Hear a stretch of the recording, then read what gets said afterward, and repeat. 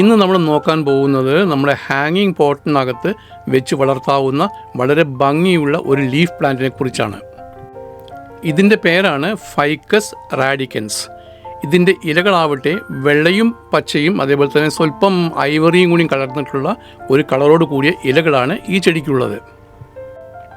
ഇത് ഹാങ്ങിങ് പോട്ട് പോലെ തന്നെ നമുക്ക് ട്രെല്ലീസിലും അതേപോലെ തന്നെ മോസ് പോളിലും വെച്ച് കയറ്റി വിട്ട് വളർത്താവുന്ന ഒരു പ്ലാന്റാണ്. ഇനി ഇതെങ്ങനെ വളർത്താം എന്നതിനെക്കുറിച്ച് നമ്മളൊരു ബ്രീഫായിട്ട് നമുക്കൊന്ന് നോക്കാം. ആദ്യമായിട്ട് അതിൻ്റെ ലൈറ്റ് റിക്വയർമെൻറ്റ്സ് ആണ്. ഇത് നമുക്ക് ബ്രൈറ്റ് ലൈറ്റ് ആവശ്യമുള്ള ചെടിയാണ്. പ്രത്യേകിച്ചും രാവിലത്തെയും അതേപോലെ തന്നെ ഈവനിങ്ങിലെയും വെളിച്ചം മാത്രമേ അല്ലെങ്കിൽ സൂര്യപ്രകാശം മാത്രമേ ഈ ചെടിക്ക് ആവശ്യമുള്ളൂ. ശക്തമായ സൂര്യപ്രകാശം ലഭിക്കുകയാണെങ്കിൽ ഇതിൻ്റെ ഇലകൾ കരിഞ്ഞു പോകാനും അതേപോലെ തന്നെ ബ്രൗണിഷ് നിറത്തോടു കൂടി നശിച്ചു പോകാനും സാധ്യതയുണ്ട്. അതേപോലെ തന്നെ സൂര്യപ്രകാശം ഒട്ടുമില്ലാത്തൊരവസ്ഥയും ഈ ചെടിക്ക് ഒട്ടും ടോളറേറ്റ് ചെയ്യാൻ പറ്റില്ല. അതിൻ്റെ ഇലകളും മറ്റും കൊഴിഞ്ഞു പോകാൻ സാധ്യതയുണ്ട്. അതോടുകൂടി ചെടി നശിക്കാനും സാധ്യതയുണ്ട്. അത്തരം സ്ഥലങ്ങളിൽ വെച്ച് ഈ ചെടി വളർത്തുന്നത് ഒട്ടും ഉചിതമല്ല താനും. ഇത് വെളിച്ചം കിട്ടുന്ന സ്ഥലത്താണെങ്കിൽ പോലും ഇടയ്ക്കിടയ്ക്ക് ചട്ടിയുടെ സൈഡ് അങ്ങോട്ടും ഇങ്ങോട്ടും തിരിച്ചു വയ്ക്കുന്നത് നല്ലതാണ്. എല്ലാ ഭാഗത്തും ഒരേപോലെ സൂര്യപ്രകാശം കിട്ടുന്നതിന് ഇത് സഹായിക്കും. ഇനി ഇതിൻ്റെ വാട്ടറിങ്ങിനെ കുറിച്ച് പറയുകയാണെങ്കിൽ ഇതിൻ്റെ ഗ്രോത്ത് സ്റ്റേജിൽ, അത് ഇനീഷ്യൽ സ്റ്റേജിൽ അത്യാവശ്യം നല്ല വെള്ളം വേണ്ട ചെടിയാണ്. പക്ഷേ ഓവർ വാട്ടറിങ് വേണ്ട. 2 നനകൾക്കിടയിൽ ഇതിൻ്റെ പ്രതലം അല്ലെങ്കിൽ ഉപരിതലം ഒന്ന് ഉണങ്ങുന്നത് വളരെയധികം നന്നായിരിക്കും. അതേപോലെ തന്നെ ക്ലോറിനോ അല്ലെങ്കിൽ മറ്റെന്തെങ്കിലും കെമിക്കൽസ് അടങ്ങിയിട്ടുള്ള നമ്മൾ പൈപ്പ് വാട്ടർ ഒന്നും ഇതിനകത്ത് യൂസ് ചെയ്യരുത്.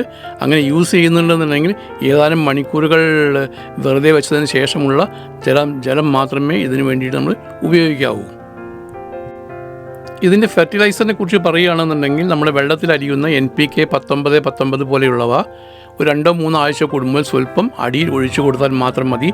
ലീഫ് പ്ലാന്റ് ആണ്, നമുക്ക് NPK തന്നെ ഈ ചെടിക്ക് ധാരാളമാണ്.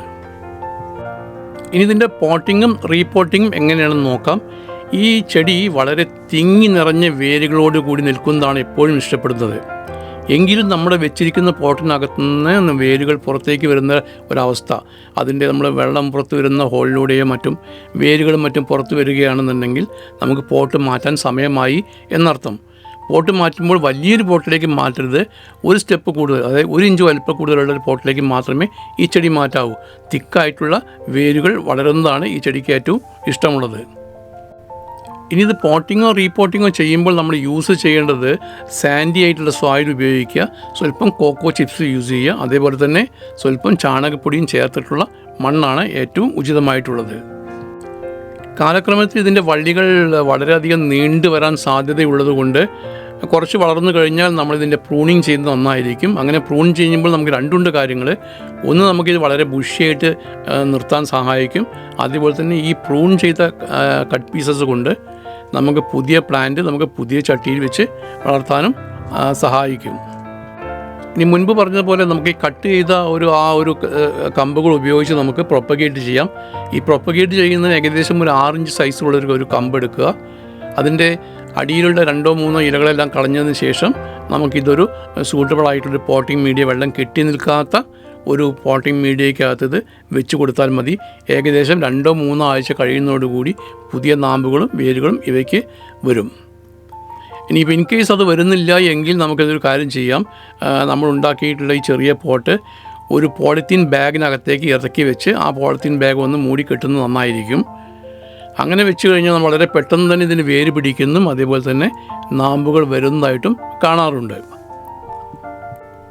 പിന്നെ ഇതിൻ്റെ പെസ്റ്റ് അറ്റാക്കിനെ കുറിച്ച് പറയുകയാണെങ്കിൽ മറ്റേത് ചെടികൾക്ക് പോലെ തന്നെ ഇതിന് aphids, mealy bug, spider mites മുതലായവ ഇവയെ അറ്റാക്ക് ചെയ്യാറുണ്ട്.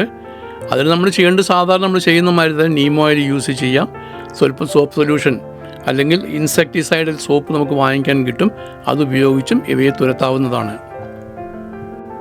ഈ ചെടിക്ക് ഏറ്റവും കൂടുതൽ പ്രശ്നം കാണിക്കുന്നത് വെള്ളക്കൂടുതൽ കൊണ്ട് ഈ ചെടി ചീഞ്ഞു പോകുന്ന അവസ്ഥയാണ്. അപ്പോൾ വെള്ളമൊഴിക്കുമ്പോൾ വളരെയധികം ശ്രദ്ധിച്ച് പാകത്തിന് മാത്രമേ വെള്ളമൊഴിക്കാവൂ. അപ്പോൾ ഇത്ര മാത്രമെന്നാണ് ഈ ചെടിയെക്കുറിച്ച് നമുക്ക് പറയാനുള്ളത്. അപ്പോൾ ഈ വീഡിയോ കണ്ട എല്ലാവർക്കും നന്ദി. ഇനി അടുത്തൊരു വീഡിയോ ആയിട്ട് വരുന്നതുവരെ എല്ലാവർക്കും ഗുഡ് ബൈ.